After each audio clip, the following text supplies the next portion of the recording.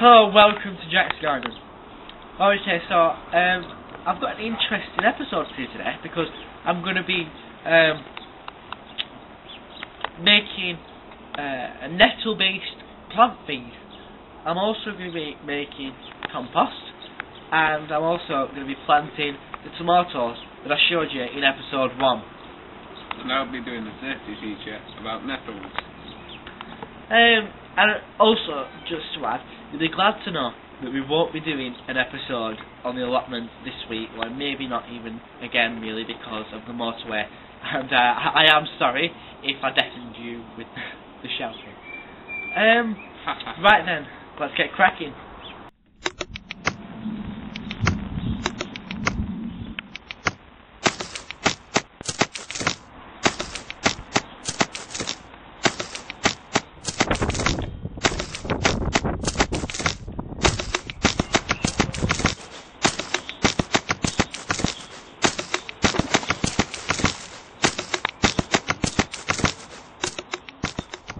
I'm just going to show you how to make a nettle-based plant food by extracting basically nitrogen out of the nettles.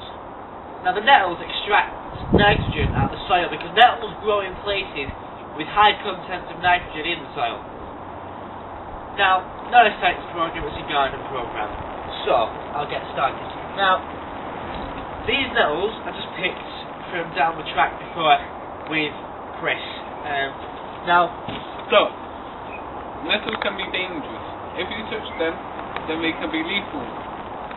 Not just to you, but the people around you. If you know anyone who has been affected recently, please call our helpline on 12379872794 872-56789-1273. and that's enough from Chris. 08. Thank you, Chris. Now, what I'm going to do with these nettles is I'm just going to mash them with a spade, like this.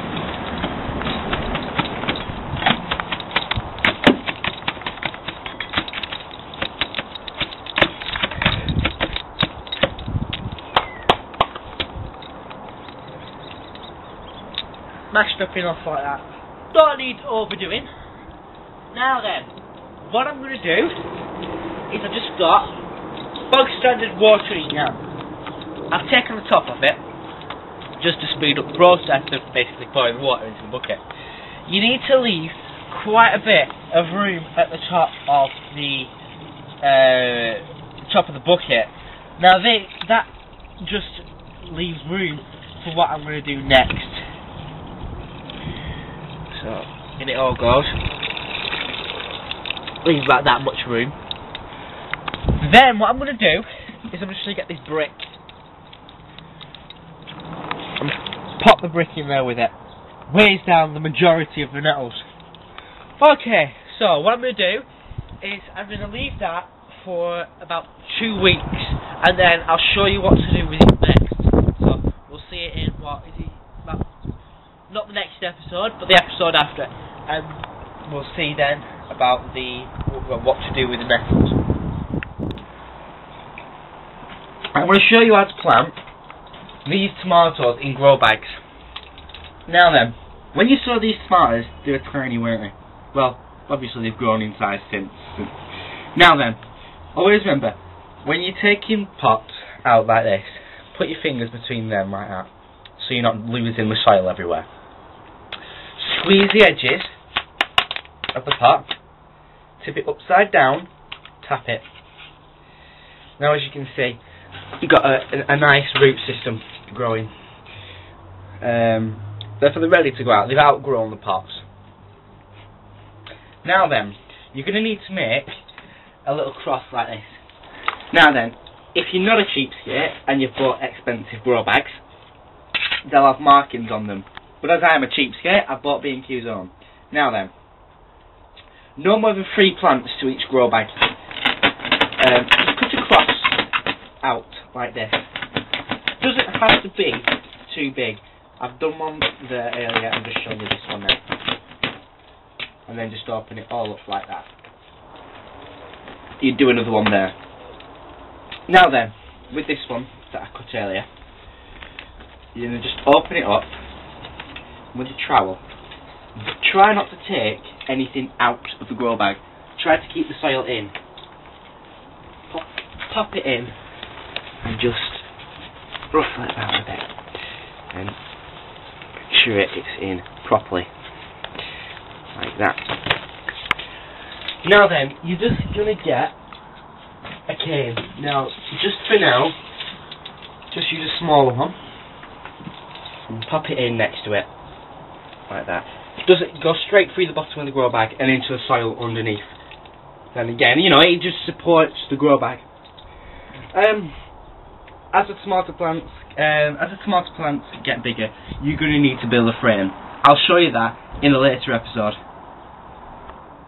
I'm going to show you how to make a great garden compost. Now then, compost bins can come in all different shapes and sizes. Like this one here. These ones you can just buy. You can just put it in bins as well, or just compost heap, or build your own compost bin out of wooden posts and slats, or out of concrete and concrete slats. But no matter what compost bin you've got, all the same things need to go into it. So I'm going to start off by saying carbon. Now, put carbon into a compost bin. Now, carbon tends to be brown things like this twig, or leaves, dead leaves, or wood shavings or wood chippings. But all the same, if you have a stick and it's particularly big or fat, what you need to do, well, what I like to do, is I like to chop it up into small pieces about that big. You know, and you do this all the way down, just snipping it with a secateur, and all it does is makes it a lot easier when the compost, makes it a lot faster for the composter right now, I should say. Another good thing to put in is, well, you basically need a balance of nitrogen as well, about an equal balance as you have with the carbon, but it doesn't matter if you put more nitrogen in. Like we said before, nitrogen is good, healthy for the soil. Now that comes in green things like these grass clippings. So in the grass clippings or you know, leaves that are alive, or I don't know, weeds, or even kitchen waste like apple cores, potato peelings, anything like that.